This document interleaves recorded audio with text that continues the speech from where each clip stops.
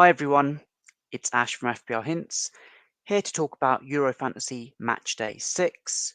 And before we get into it, if you're able to like, share and subscribe, that would be greatly appreciated. So what I'm going to also do is review the quarterfinal games, remind you of my hypothetical Euro Fantasy team, quick reminder on the transfer rules ahead of Match Day 6, preview of the semi-final games, we'll look at some key player stats, also what transfers I would make if I didn't have a wild card. So first and foremost, a review of the games that took place in match day 5, Spain against Germany. I did say that the probabilities ahead of this match favoured Spain, even though Germany are the home team. Spain were one of the few teams up until this point who've consistently done, I guess, more than many of the other elite level teams at this stage. Many have just about got through the group stage, but with Spain, they've been fairly clinical. They've got that depth in their team as well. And ultimately, of course, they were forced into extra time through that late goal from Wirtz. But Marino, of course, right at the end of extra time, got the winner for Spain. And I also backed Spain within my own illustration as well. So fairly pleased with that outcome. And then on to Portugal and France. Again, a lot closer than I thought it would have been. But France have been one of those elite level teams who haven't been firing on all cylinders. And then with Portugal, again, kind of just scraped through the round of 16, got to the quarterfinals, forced another penalty shootout. Then ultimately, it was a shootout too far for them. Again, I had no Portugal players whatsoever in my round of 16 team and did have some French players. So again, fairly happy that the probabilities worked in my favour this time around as well. And then on to England against Switzerland. Again, it just seems like in the case of England, who have been favourites for each of their matches at the Euros to date, that it takes them conceding a goal before they wake up and come to life. And that was clearly the case against Switzerland. And Bolo and co really had England on the ropes, could have easily have been 2-0 up at one point, but ultimately for England, Saka, who actually was one of the bright sparks of this England team, scored that equaliser, and then you can see it on screen there. And I still can't believe it, looking at those 5 penalties scored for England, first time ever, I believe.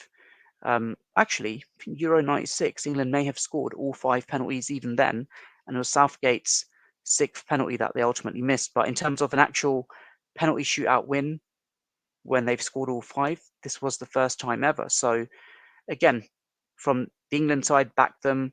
They were the favourites against Switzerland, albeit this has been a very good tournament for Switzerland. I've got no doubt that come the World Cup in 2026, that if they do qualify for that, they'll definitely cause teams lots of problems.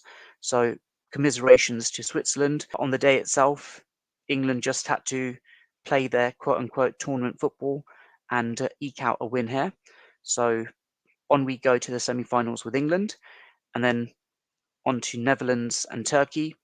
Again, Turkey been one of those teams who actually have performed fairly well in this tournament. Of course, they lost one of their key players ahead of the match against Netherlands, took the early lead as well, but ultimately the Dutch had more than enough in their locker to push Turkey, and they got the result 2-1, which leaves us with the semi-finals on the 9th of July and the 10th of July, Spain against France, which was in the stacked up half of the draw.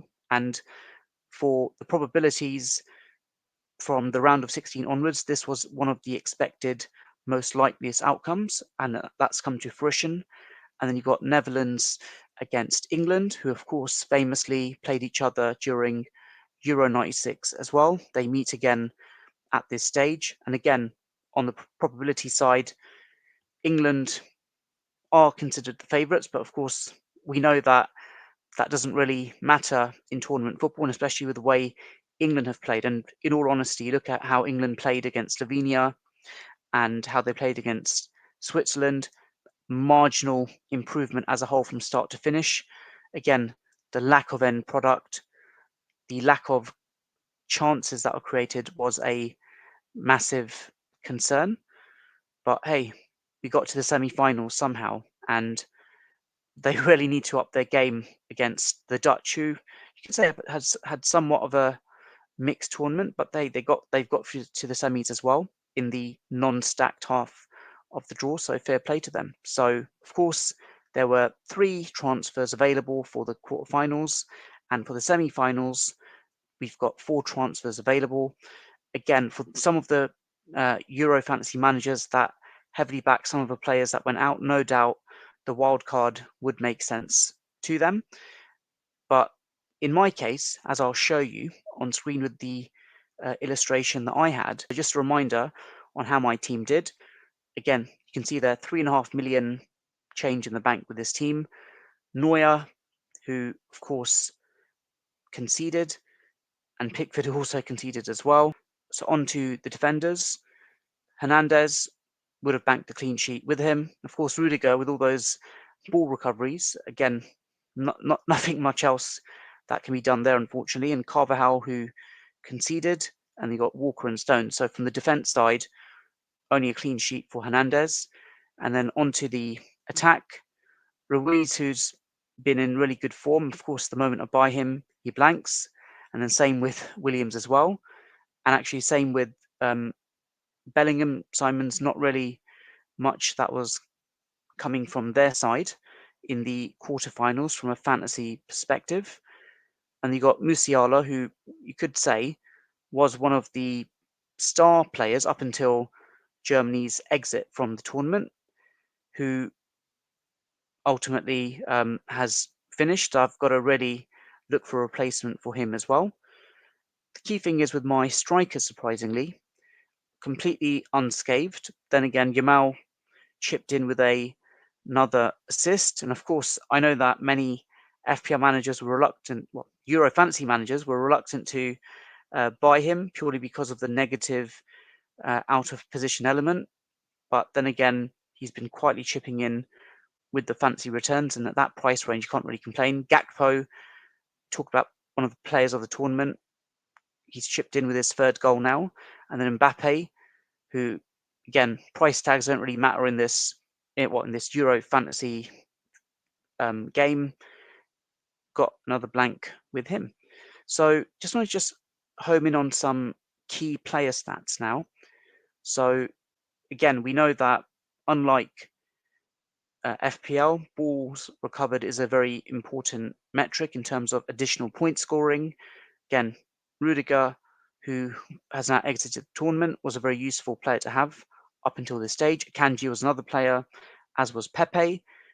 Gehi, who's more than likely going to return against the Netherlands after his suspension, is someone that is worth considering. You've got Koundé as well, who's featured fairly high on this list as well. What's interesting on the goal stat is we've had 5 match days now, and the top goal scorer is, well, we've got 3 top goal scorers joint on 3 goals. And if I'm not mistaken, the only brace we've had is Marlon for the Netherlands. So from the goal scoring standpoint, it's been a fairly boring tournament. And of course, as Euro fantasy managers, many of us have been heavily stacked with our 3-5-2s, our 3-4-3s, but maybe 4-4-2 was the way forward up until now. But who knows? Will it change in the semi-finals? It remains to be seen. These are my hypothetical transfers. Again, I mentioned that with the way that the rules are, I've got 4 free transfers before the semi-finals, and again, need to factor in like the match days as well. That you've got France and Spain playing on the 9th, and then you've got Netherlands and England on the 10th. So I'd want to pick the players who I'd be backing. So I would be backing Spain over France, again, just due to the way that the probabilities have landed. And of course, as a reminder, for the semi-finals, we can now pick a maximum of 6 players per team, which is significantly different to how it started in the group stages with a maximum of 3 players per team. So what I'll be doing now is going to my own team and where I'm at. So of course, budget is really no option here. 30.5 million in the bank, and there are 4 slots I need to fill in. So the goalkeeping situation, very straightforward. I'd be getting Simon into my team. For defenders, again, I'm favouring England over the Netherlands due to the probabilities. So I'll be getting Gehi into my team. And then onto the midfielders, just due to form alone, and again, because I'm backing England over the Netherlands, I'll be picking Saka as one of my additional midfielders. And for my final midfield spot, I refer you back to the ball recoveries metric. So I'd want someone who has featured fairly high on that metric, and it'd have to be either someone from Spain or from England. And Rice, of course, has got 35 ball recoveries.